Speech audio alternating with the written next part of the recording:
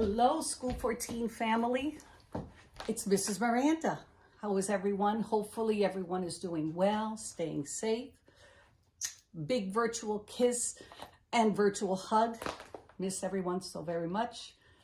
Today, boys and girls, I'm going to be reading a special book, a book that I've loved and have read for so many years, about this time of year. It's The Lorax by Dr. Seuss. Listen as I read. Let me get closer so I can flip the pages and you can see the illustrations. The Lorax by Dr. Seuss. At the far end of town where the grickle grass grows and the wind smells slow and sour when it blows, and no birds ever sing excepting old crows, is the street of the lifted Lorax. Take a look at the illustration. So dark, no life. Trees look dead. And deep in the grickle grass, some people say, if you look deep enough, you can still see today, where the Lorax once stood, just as long as it could before somebody lifted the Lorax away. What was the Lorax, and why was it there? And why was it lifted and taken somewhere from the far end of town where the grickle grass grows? The old Onceler still lives here. Ask him, he knows. That's the Onceler's house. You won't see the Onceler. Don't knock at his door. He stays in his lurkum on top of his store. He lurks in his lurkum, cold under the roof, where he makes his own clothes out of muffled moof. And on special dank midnights in August, he peeks out of the shutters, and sometimes he speaks and tells how the Lorax was lifted away. He'll tell you perhaps if you're willing to pay. Look, there's the Onceler. There's the boy. On the end of a rope, he lets down a tin pail. And you have to toss in 50 cents and a nail and the shell of a great-great-great-grandfather snail. There it is.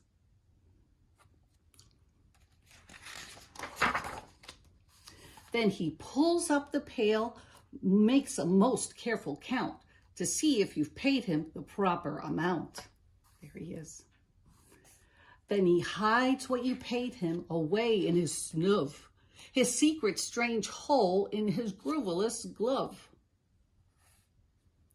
Then he grunts, I will call you by whisper-my-phone, for the secrets I tell are for your ears alone. Let's see. Slop, down slops the whisper-my-phone to your ear, and the old Onceler's whispers are not very clear, since they have to come down through a sniggerly hose, and he sounds as if he had smallish bees up his nose. Now I'll tell you, he says, with his teeth sounding gray, how the Lorax got lifted and taken away. It all started way back, such a long, long time back.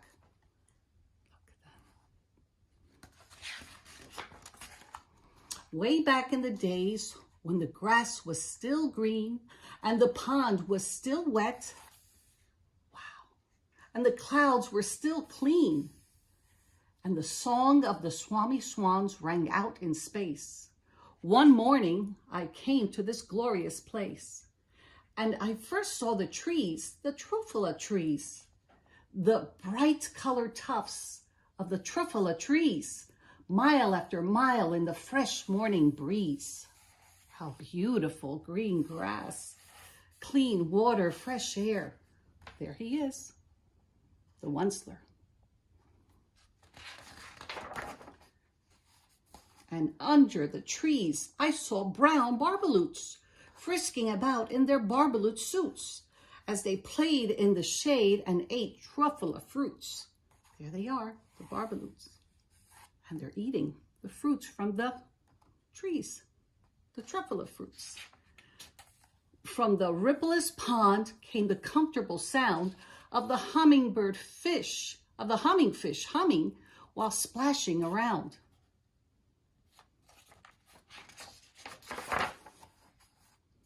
But those truffula trees, all my life I'd been searching for trees such as these.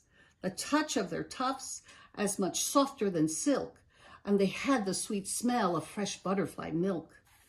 Oh. I felt a great leaping of joy in my heart. I knew just what I would do. I unloaded my cart. Left a mess.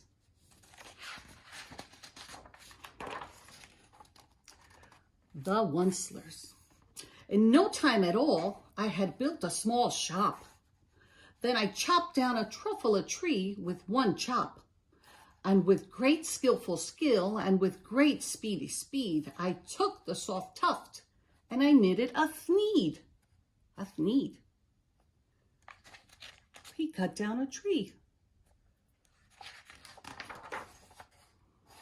The instant I'd finished, I heard a gazump. I looked. I saw something pop out of the stump of the tree I chopped down. It was sort of a man. Describe him? That's hard. I don't know if I can. He was shortish and oldish and brownish and mossy, and he spoke with a voice that was sharpish and bossy.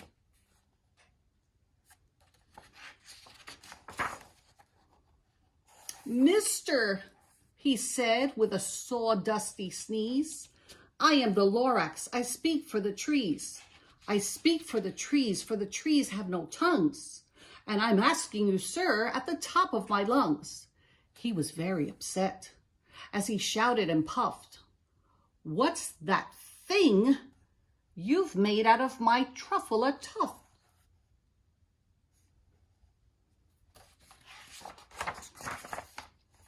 Look, Lorax, I said, there's no cause for alarm.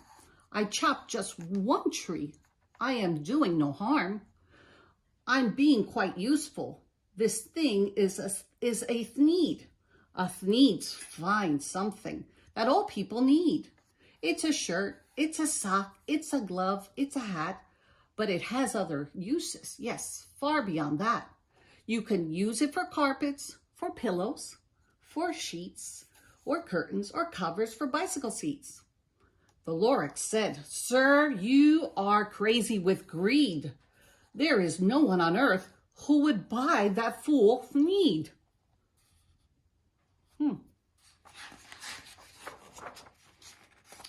But the very next minute, I proved he was wrong, for just at that minute, a chap came along, and he thought that the thneed I had knitted was great. He happily bought it for $3.98. I laughed at the Lorax. You poor stupid guy. You never can tell what some people will buy.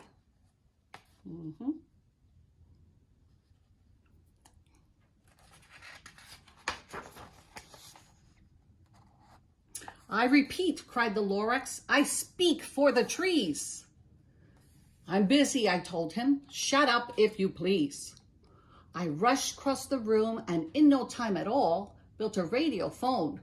I put in a quick call. I called my brothers and uncles and aunts and I said, listen here, here's a wonderful chance for the whole Onceler family to get mighty rich.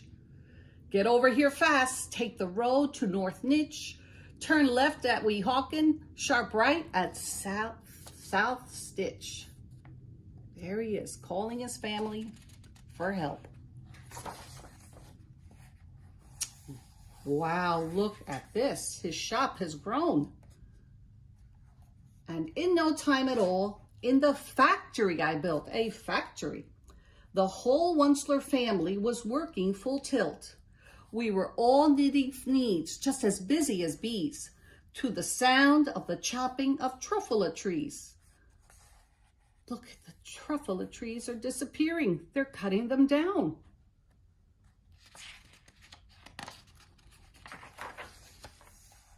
Then, oh baby, oh, how my business did grow. Now, chopping one tree at a time was too slow. Look what was used. So I quickly invented my super axe hacker. That's the super axe hacker, which whacked off 4 truffula trees at one smacker. We were making sneeds 4 times as fast as before.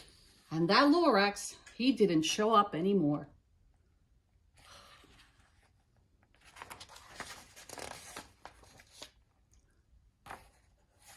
But the next week he knocked on my new office door. He snapped, "I'm the Lorax who speaks for the trees, which you seem to be chopping as fast as you please. But I'm also in charge of the brown barbaloots, who played in the shade in their barbaloot suits and happily lived eating truffula fruits. Now, thanks to your hacking my trees to the ground, there's not enough truffula fruit to go round. And my poor barbaloots are all getting the crummies because they have gas and no food in their tummies." Look at the barbaloots. Poor things, they have no more food. No truffula fruits, no truffula trees. They loved living here, but I can't let them stay. They'll have to find food, and I hope that they may. "Good luck, boys," he cried, and he sent them away. And there they go. Look at their faces. So sad. I, the Onceler, felt sad as I watched them all go. But business is business, and business must grow, regardless of crummies and tummies, you know. Oh boy. Now look at this factory. It's even bigger now. And what's happening? What's coming out of the factory? What's all this black smoke? That's not good. That can't be good. Oh my. And look at the trucks. I meant no harm. I most truly did not. But I had to grow bigger, so bigger I got. I biggered my factory. I biggered my roads. I biggered my wagons. I biggered the loads of the sneeds I shipped out. I was shipping them forth to the south, to the east, to the west, to the north. I went right on biggering, selling more sneeds, and I biggered my money, which everyone needs.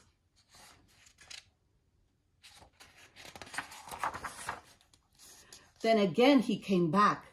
I was fixing some pipes when the old nuisance Lorax came back with more gripes.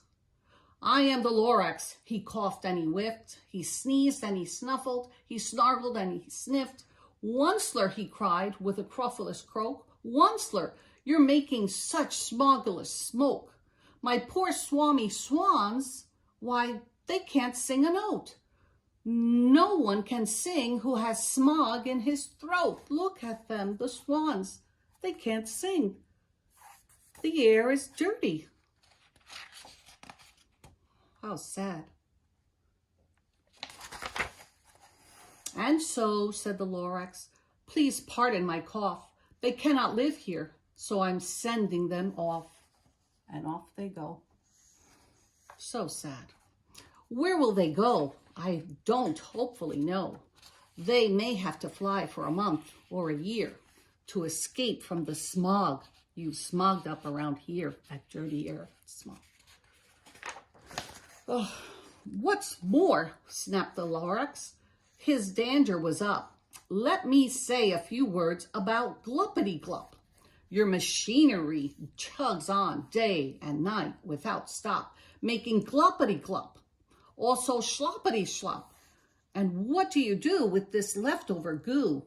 I'll show you, you dirty old Onceler man, you." Look at this mess.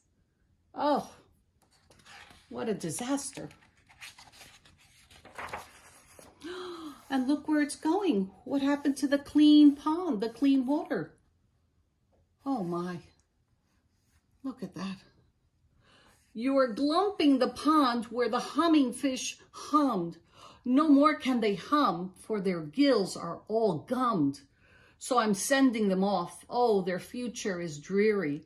They'll walk on their fids and get woefully weary in search of some water that isn't so smeary. Poor little things. And all because of the Onceler. Oh. And then I got mad. I got terribly mad. I yelled at the Lorax. Now listen here, Dad. All you do is yap and say bad, bad, bad, bad. Well, I have my rights, sir, and I'm telling you I intend to go on doing just what I do. And for your information, you Lorax, I'm figuring on biggering and biggering and biggering and biggering, turning more truffula trees into needs, which everyone needs. Oh, look at his face.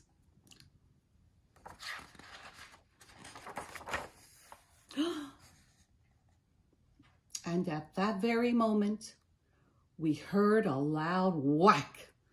From outside in the fields came a sickening smack of an axe on a tree. Then we heard the tree fall, the very last truffula tree of them all. The last one. No more. Look, how awful. Not a single tree. Not a single creature to be seen. No more trees, no more needs, no more work to be done. So in no time, my uncles and aunts, everyone all waved me goodbye. They jumped into my cars and drove away under the smoke-smuggered stars. Now all that was left neath the bad-smelling sky was my big empty factory, the Lorax, and I.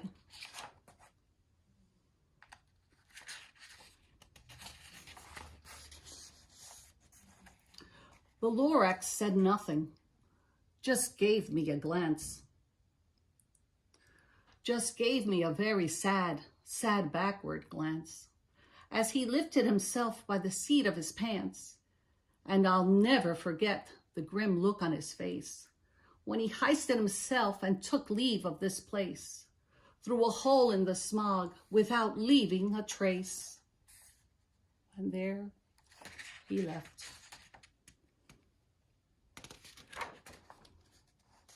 And all that the Lorax left here in this mess was a small pile of rocks with the one word, unless. That was long, long ago, but each day since that day, I've sat here and worried away. Through the years while my buildings have fallen apart, I've wondered about it with all of my heart. What did he mean?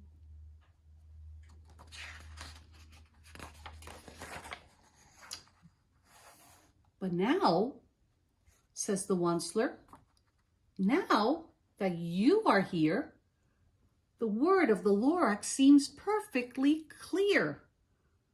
Unless someone like you cares a whole awful lot, nothing is going to get better. It's not.